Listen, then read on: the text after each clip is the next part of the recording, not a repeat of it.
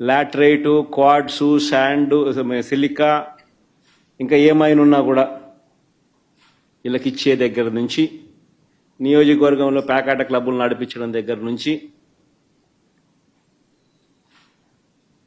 నియోజకవర్గంలో ఏ పరిశ్రమ నడవాలన్నా కూడా వాళ్ళను సైతం బెదిరించి వాళ్ళు కూడా డబ్బులు ఇచ్చే దగ్గర నుంచి డిఐజీలే పంచుతున్నారు. ఎమ్మెల్యేలకింత, చిన్నబాబుకింత, పెద్దబాబుకింత అని చెప్పి సిఐల ఆధ్వర్యంలో నడిపిస్తా ఉన్నారు.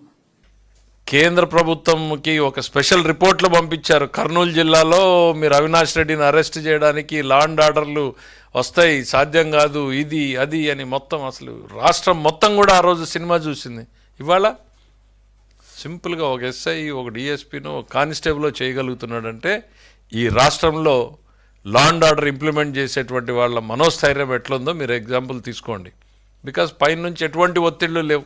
గతంలో మీ ఒత్తిళ్లు పనిచేసినాయి కాబట్టి ఆ పోలీసు వ్యవస్థ పనిచేయలేదు. ఇవాళ స్వేచ్ఛాయుతంగా ఉన్నారు కాబట్టి పోలీసు ఫ్రీగా, ఫేర్గా పనిచేసేటువంటి పరిస్థితులు వచ్చినాయి.